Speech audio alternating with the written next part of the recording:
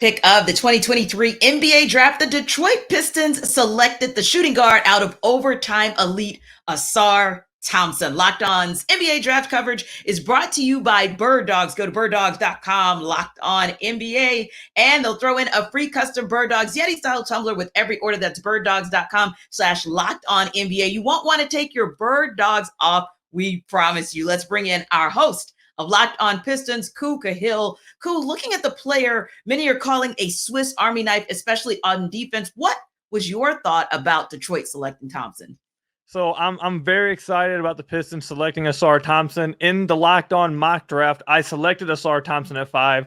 Got a few side eyes from some of my fellow hosts from some of the Locked On big board, but now the actual Pistons have selected Ausar Thompson, so I'm feeling a little good right now. But Ausar Thompson, I think he's going to do great things for the Pistons. I'm very happy with this pick. I think he was the right pick, and I've been hoping for Ausar for a while now.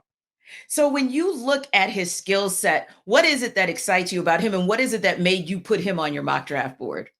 I think it's because, first of all, he's a fantastic athlete. Him and his brother both. His brother obviously is a much better athlete than he is because his brother might be the best athlete in the league, but Ausar is not too far behind. Ausar is a really damn good athlete. And Ausar himself, he has a lot of talent. You kind of mentioned it. He's a Swiss Army knife. He's versatile defensively. He can impact the game off ball defensively. And then it comes offensively. He's a good secondary playmaker. I think he has a future as an initiator, as a primary creator. He's a good cutter. He has a great feel for the game of basketball. And he's improved as a shooter. If his progressions as a shooter continue to develop, that will unlock the rest of his game offensively, combined with the athleticism and that feel and IQ for the game. I think he's going to be a great fit next to Jaden Ivey and Cade Cunningham. Yeah, you love to see it. Of course, as you mentioned, his brother, Men Thompson, selected by the Rockets. Now, speaking of that depth chart for the Pistons, this is a team that many feel is definitely trending up. Does the selection of yet another shooting guard at the 5 help them to improve that backcourt even more for the near future? I think Ausar will slide in at the 3 position for the Pistons. I think they're going to run Cade Cunningham, Jaden Ivey, and Ausar. Now, they could start off Ausar's NBA career. They could have Ausar come off the bench, maybe bring him on a little slowly, trying to develop him, trying to get him accustomed to the NBA. But nonetheless, at some point, he is going to be the 3 for the Pistons. I don't think they're going to be running a 3, having him come off the bench and be like a 6-man or anything. He's eventually going to be the Pistons' 3 spot. It's just a matter of, are they going to start the season off with him as the starting 3, or is he eventually going to become the starting 3 as the season progresses?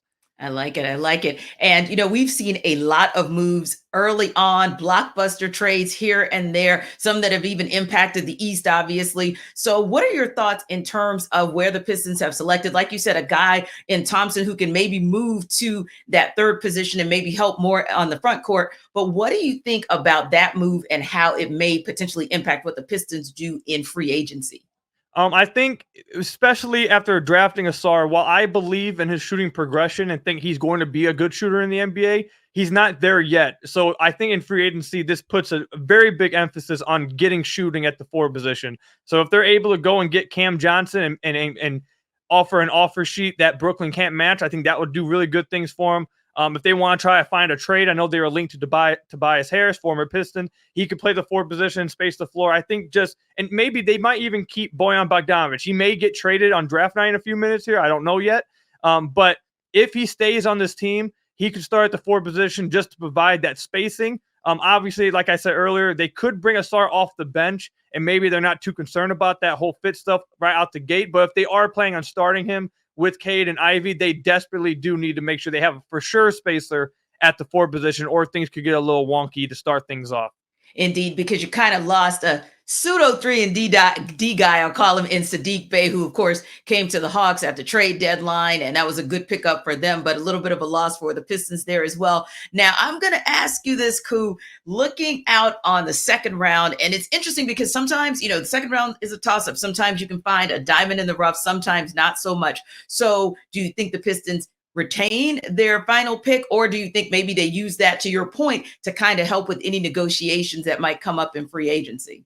I think we're going to find out soon here. I believe the Pistons are going to try to package that 31st pick that they have. That's basically a first rounder in this draft, the first pick of the second round. I think they are going to try to package that 31st pick and get back into the top 20. That's what I've heard that they want to try to do. I don't know if they're going to be able to do it, but I think it's something that they want to do, and we'll see if they're able to pull it off. If they do it, what would you like to see them do at 20? Or if they're able to move, like you said, maybe getting back into that first round, maybe just a little bit deeper into the first round? I'd like to see them get another wing. I think the Pistons' wing room was probably the worst in the NBA this past season. So they got Ausar, who I think projects as a 3. If they can move up and get another wing player, I think it would do great things. I know they feel very strongly about some shooters in this class. I don't know how high they can actually move up, but I think nonetheless, wherever they end up, I think they should probably take another wing here, one that can play the 3 and the 4, keep the versatility on the squad. Yeah, you're absolutely right. That goes back to the 3 and D piece, because obviously you're looking for those two-way players, because so many players, whether they're bigs or the backcourt, are doing it on the perimeter. So you're looking for your 3 and your 4 to be able to defend there, but also to be able to give you shooting percentages and kind of get your shooting percentage higher, like you said, because there have been some challenges kind of in that space, not just only from attempts, but made and even from 3-point percentage. Last question for you, bold prediction, Koo.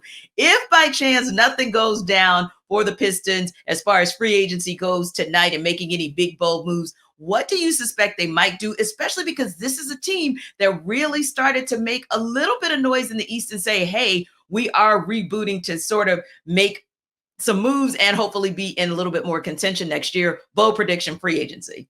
The bold prediction is the bold prediction, honestly, I could say is that they don't end up doing anything in free agency, but I don't think fans would love to hear that. So I'll say my bold prediction is they do end up offering Cam Johnson a heavy offer sheet that Brooklyn can't match, and he ends up a Piston. I like it. I like it a lot. And like you said, sometimes the bold move is no move at all. So for more on the Pistons, make sure you subscribe to the Locked On Pistons podcast, wherever you get your podcast, part of the Locked On Podcast Network, your team every day. Thanks for stopping by, Koo. I appreciate you.